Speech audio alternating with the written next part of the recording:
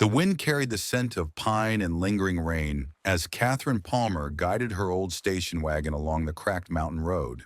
The wipers squeaked across the windshield, pushing aside thin ribbons of fog that clung to the trees like memories unwilling to fade.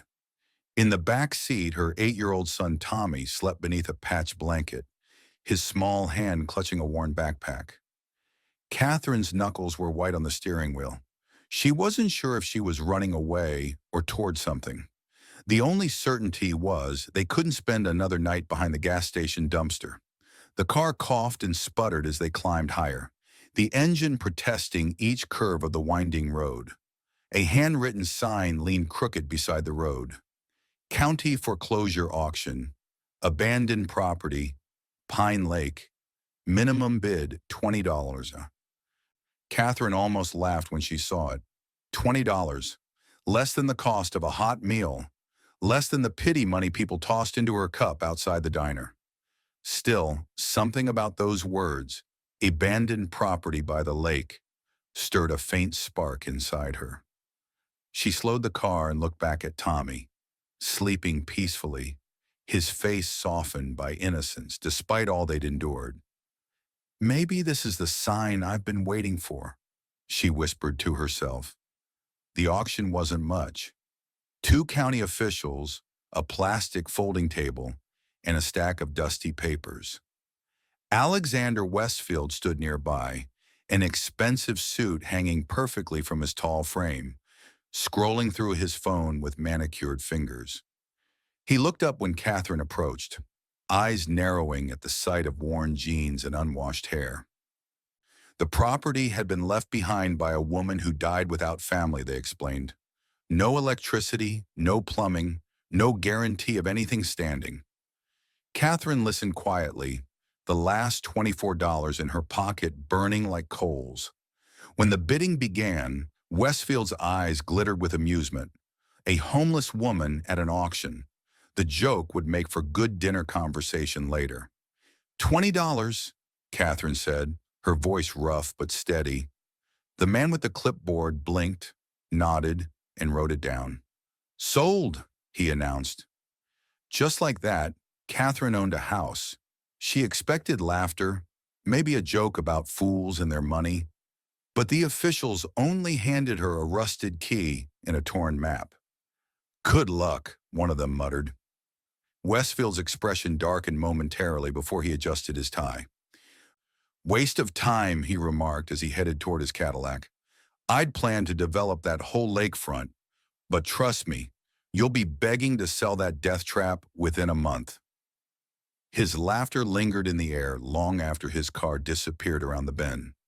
As Catherine climbed back into her car, Tommy stirred. Did we find a place, Mom? He asked, rubbing his eyes. Catherine hesitated, then smiled faintly. Yeah, kid, we just bought ourselves a house. Have you ever had to start over from nothing? Share your experience in the comments below. We'll return to Catherine and Tommy as they discover their new home. The road wound through thick forest, narrowing until the car's tires crunched over gravel and fallen pine needles. When they finally reached Pine Lake, the world fell silent. The water stretched smooth as glass, reflecting the deep purple of the evening sky. Across the lake stood stone walls, a sagging porch, and a crooked chimney that looked ready to fall. It didn't look like much, but to Catherine, it looked like salvation. She parked by the shore and cut the engine. For the first time in months, the silence wasn't empty. It felt like a beginning. They crossed the narrow wooden bridge leading to the property. Each board groaned beneath their steps, echoing into the quiet. The house sat half buried in the hillside, built from rough stones darkened by years of rain. Moss clung to the roof. A faded sign hung above the door. Letters barely readable. Pinehaven. Haven! Catherine traced the letters with her fingers. That's all we need. The door creaked open with a tired sigh. Dust drifted through the air like old memories. But the floor held steady beneath their feet. For a woman used to sleeping in her car, that felt like luxury. Inside, the air smelled of wood smoke and damp stone. The main room was bare except for a table, two chairs, and a fireplace blackened with soot. Tommy ran his fingers across the table surface, leaving trails in the dust. "It's old," he said softly. "Yeah," Catherine replied, "but so are we." They both laughed, the sound echoing strangely off the walls. For a while they worked in silence, Catherine sweeping, Tommy dragging in dry branches from outside. When the first fire crackled in the hearth, warmth spread through the room, like a heartbeat returning to a sleeping body. They ate canned beans by firelight, their shadows dancing on the walls. Tommy leaned against his mother's shoulder, half asleep. "Do we get to stay here?" he murmured. Catherine hesitated. The roof might leak, the walls might crumble, the whole thing could collapse by morning. But she didn't say any of that. Instead, she kissed his hair and whispered, "Yes, Tommy, this is home now." Outside, the lake shimmered faintly under the moonlight. Somewhere deep in the water, a ripple spread across the surface, though no wind stirred the trees. Catherine woke before dawn to the sound of dripping water.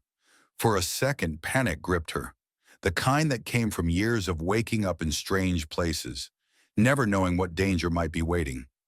But when her eyes adjusted, she saw it wasn't rain. It was condensation dripping from the stones near the fireplace.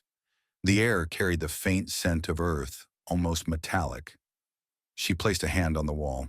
It was warm. "That's odd," she muttered. The fire had died hours ago, yet the stones retained heat like they'd been baking in summer sun.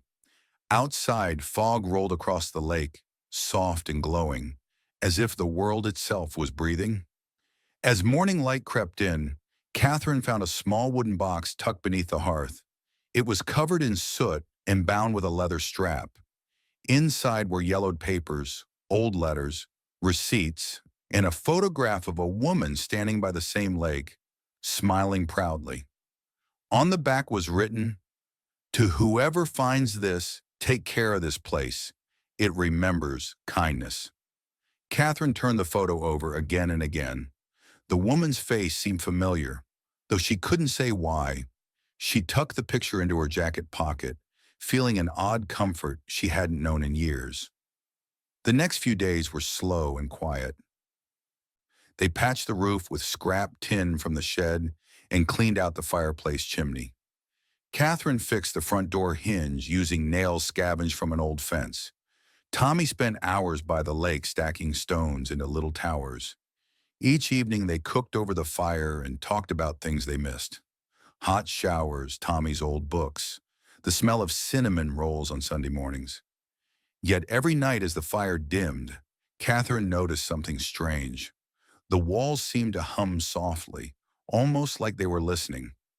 At first, she thought it was just the sound of wind moving through cracks in the stone. But the rhythm was too steady, too deliberate, like a heartbeat buried deep beneath the floor.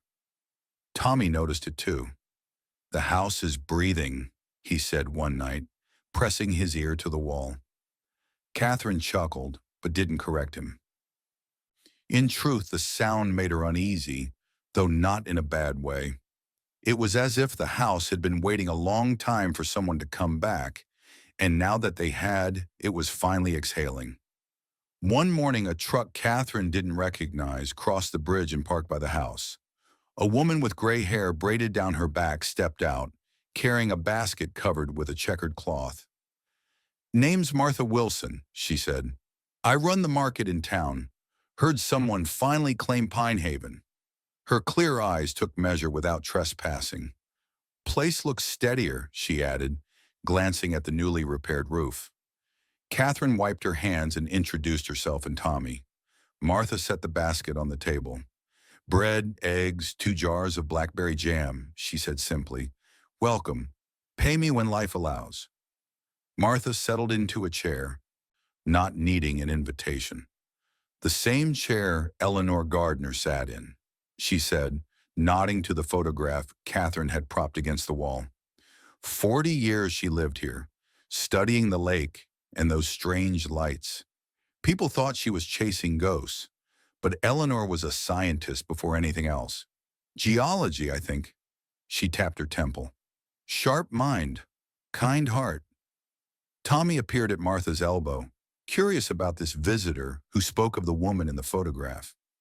You've got her curious eyes, Martha told him, though she meant Eleanor, not Catherine.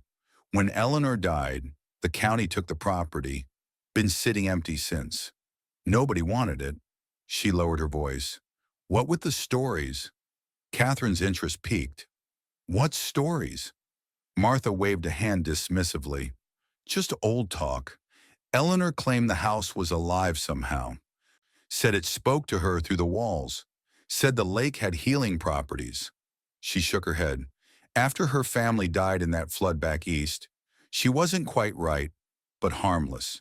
The most gentle soul you'd ever meet. When Martha left, Catherine found herself staring at the photograph again. Eleanor Gardner, a scientist who believed her house was alive. Maybe grief had broken her mind. Or maybe... Catherine placed her palm against the wall, feeling that strange warmth again, listening to the rhythmic humming that came every 27 seconds like clockwork. That night, Catherine found an old journal in the wooden box. Eleanor's handwriting filled the pages with observations about the lake water, temperatures, mineral content, unusual light phenomena. But interspersed were personal notes. House spoke again today. 27-second intervals.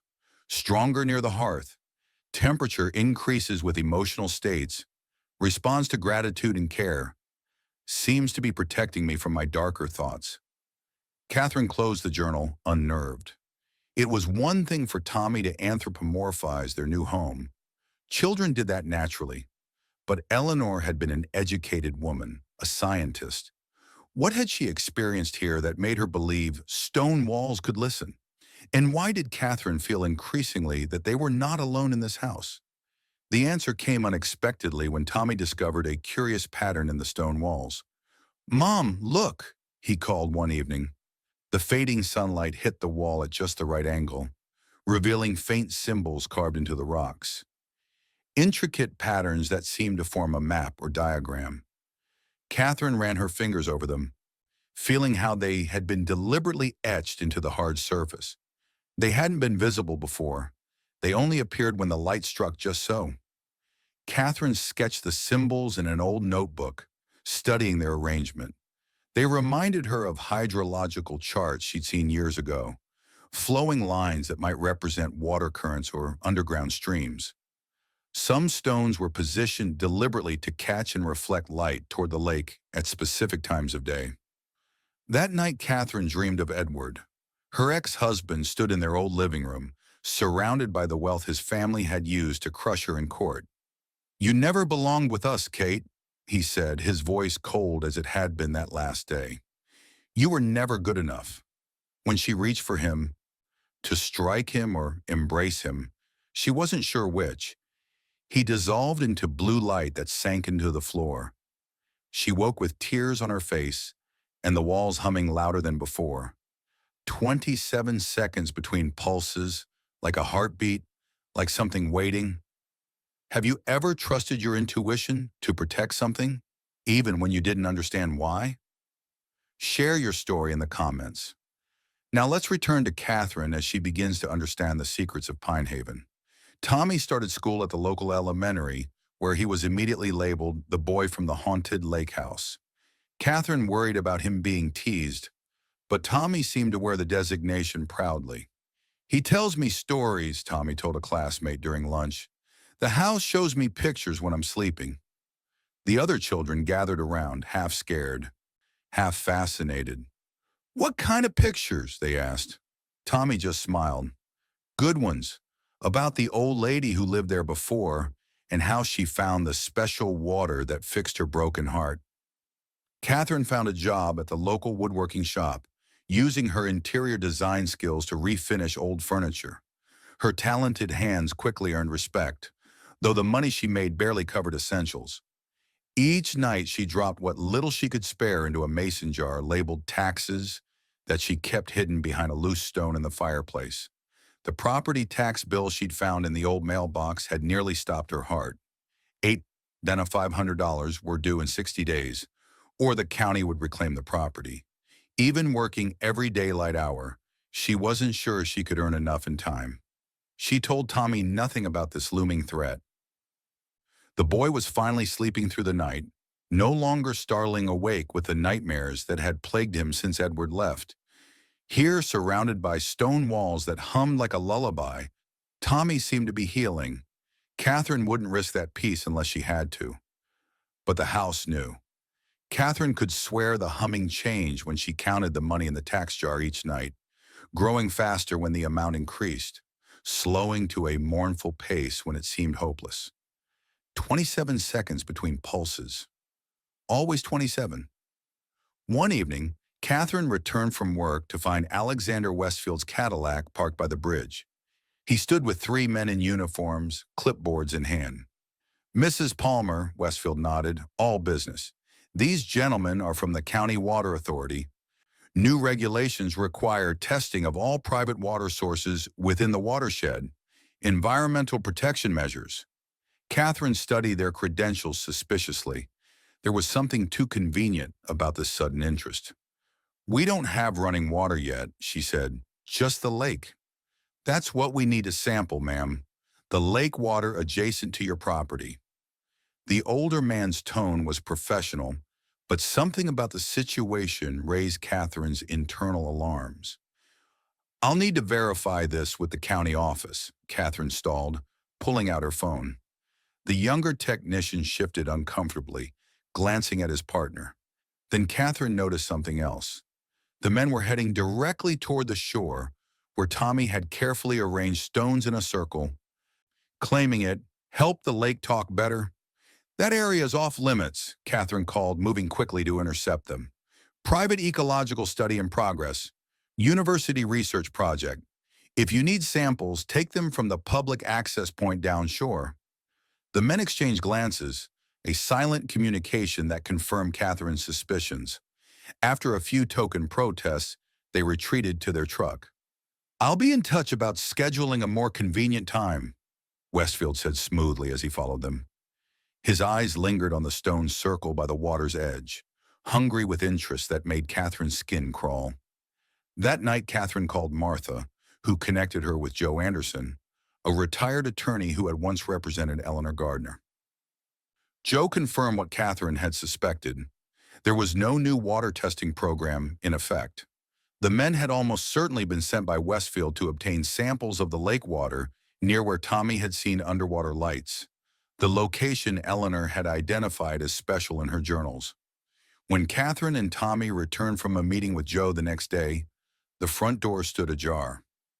Nothing inside appeared disturbed at first glance, but Tommy called out in alarm from the hearth.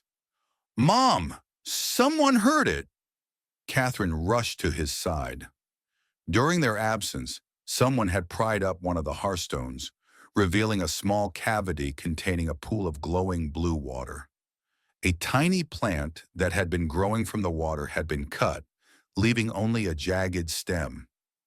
The water's luminosity had dimmed, pulsing weakly, no longer following its steady 27-second rhythm. "It needs our help," Tommy said, his voice breaking. "The house says it's scared." Catherine knelt beside her son, staring at the glowing water. Logic told her this was impossible. Water didn't glow, houses didn't speak, plants didn't grow from stone. But the evidence was before her eyes, and more importantly, in the certainty in Tommy's voice. "What can we do?" she asked. "We need to sing to it," Tommy said simply. "The same rhythm as its heart. 27 seconds. The house will teach us."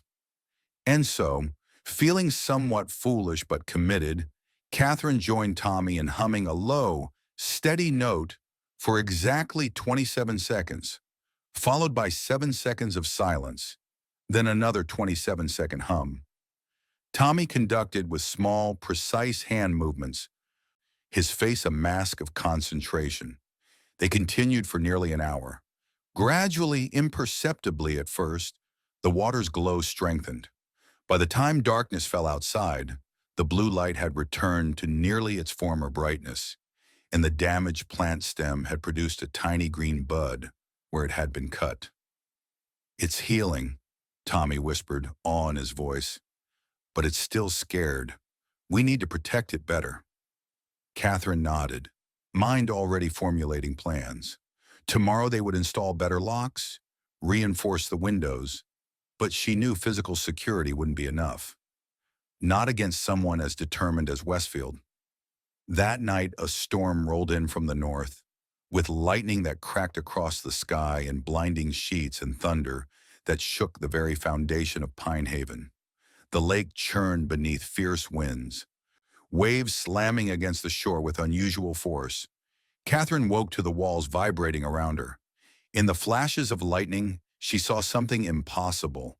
Thin veins of blue energy running through the stone, pulsing with each thunderclap, like the house had a circulatory system that was suddenly visible. Tommy appeared in her doorway, eyes wide but unafraid. "The water is rising, Mom. We need to go to the hearth. That's a safe place." Catherine lifted her son, feeling the boy's certainty as a contrast to her own confusion. Another crack of lightning, another pulse of blue through the walls. The house was shaking now, not like it was collapsing, but like it was bracing itself. The humming had become a deep vibration Catherine could feel in her teeth. They huddled by the fireplace, Catherine's arm around Tommy's shoulders. The blue light in the walls grew stronger, concentrating around the hearthstones. Dust sifted down from the ceiling as something shifted deep below. "It's okay," Tommy whispered, patting the nearest stone like he would comfort a frightened animal. "We're here. We're listening." Through the windows, Catherine could see the lake churning, its surface broken by what looked like blue geysers erupting from below. "The water is rising," she thought, finally understanding. Not flooding, not rain. Something from beneath pushing upward. The house gave a mighty shudder. More stones in the hearth shifted, grating against their neighbors, and fell inward, revealing a larger cavity. Blue light spilled out, brighter than before, illuminating their faces with its otherworldly glow. From the glowing pool, a new green shoot emerged, unfurling tiny leaves that caught the blue light and transformed it into emerald. A plant growing from solid stone, nourished by glowing water. Tommy touched the leaves gently. "See," he said, "life from broken places. That's what the house wanted to show us." The storm outside began to subside, quieting to a gentle whisper. The blue veins in the walls faded, returning to solid stone, but the glow from the hearth remained, casting soft shadows around the room. In the morning, Catherine found strange blue crystals washed up on the shore, ejected from the lake bed during the storm. They pulsed with the same rhythm as the house, 27 seconds between each wave of blue light. Have you ever felt chosen for a special purpose or mission? A moment when everything seemed perfectly aligned? Share your experience in the comments. Now, let's return to Catherine as she discovers the true power of Pinehaven. 3 black SUVs with tinted windows crossed onto the property one afternoon, followed by Westfield's familiar Cadillac. Catherine stood on the porch, watching them approach with a calm that surprised her. The past weeks had changed something fundamental inside her. She was no longer the broken woman who had arrived at Pinehaven with $20 in desperate hope. Westfield emerged from his car, immaculate in a tailored suit despite the dusty surroundings. 8 men accompanied him, 4 in suits that failed to disguise their security training, 4 others carrying equipment cases with scientific insignia. "Quite the welcoming committee," Westfield remarked, ascending the porch steps. "I hoped we might continue our conversation in a more productive setting." His smile remained pleasant, eyes cold as winter lake water. "Let's dispense with the adversarial posture, Mrs. Palmer. I know what's beneath this house. My researchers have confirmed what Eleanor Gardner discovered decades ago. You're sitting on something that could transform medicine, energy production, even agriculture. Something worth billions, not the pittance I initially offered. Catherine stood her ground, acutely aware of Tommy watching from the window. You sent people to break into my home. Had someone attacked the lake with machines during the storm? Your father tried the same tactics with Eleanor Gardner. The answer is still no. Westfield sighed theatrically, glancing at his security team. We could handle this unpleasantly, but I'm offering you a genuine partnership. $5 million for mining rights to the water source, with you retaining property ownership and receiving royalties on applications developed. His voice softened, almost sincere. Think about your son, Catherine. Education, opportunities, security, all the things you haven't been able to provide since Edward left. The mention of Edward sent a surge of anger through Catherine's chest. But beneath the fury, a flicker of doubt surfaced. 5 million would transform their lives. Tommy would never worry about shelter or food again. The tax problem would vanish instantly. As if sensing her hesitation, Westfield pressed further. The water's going to be utilized regardless, either with your cooperation and compensation or without. My team has identified the secondary access point in the lake bed. We can extract from there if necessary, though it would be more disruptive to the ecosystem. He gestured toward his technical team, who had begun unloading equipment, specialized drills, sampling devices, and what appeared to be ground-penetrating radar.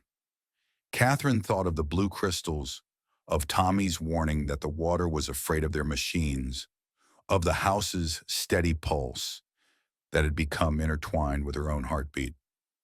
Some things aren't meant to be taken, packaged, and sold, Catherine said finally. The water doesn't work that way. Eleanor's research proved it loses properties when removed from the source.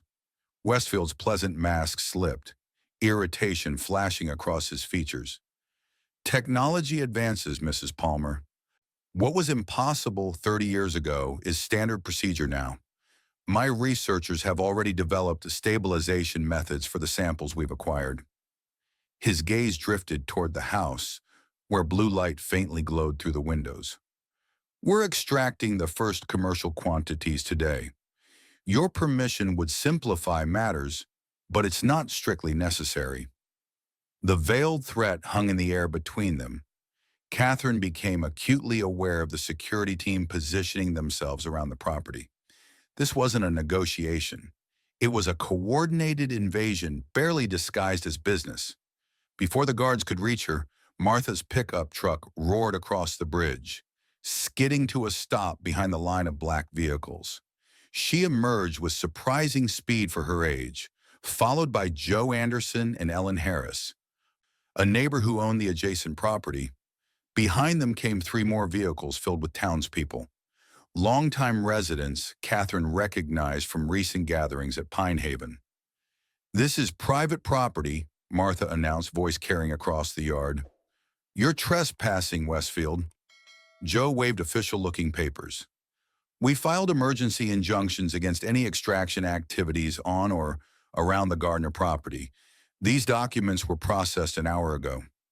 He gestured toward the growing crowd of locals. And we have plenty of witnesses to any violations. Westfield's composure wavered momentarily before he recovered, addressing the assembled neighbors with practiced charm. This situation involves proprietary research and significant potential benefits for the entire region. Mrs. Medinac Palmer has been unwilling to consider reasonable offers for resource rights that could bring jobs and economic development to your community. Ellen Harris stepped forward, her quiet dignity commanding attention. My husband and I have lived beside this lake for 40 years. Eleanor Gardner was our friend. She discovered something extraordinary beneath these waters, something that wasn't meant to be commodified or exploited. The murmurs of agreement from the gathered residents made it clear where community sentiment lay. Westfield's expression hardened as he realized the tactical situation had shifted. This theatrical display of small-town solidarity is touching but ultimately irrelevant, he told Catherine with icy precision. The tax deadline is still approaching. Unless you've miraculously found $8,500 in the past week, this property reverts to county ownership soon enough.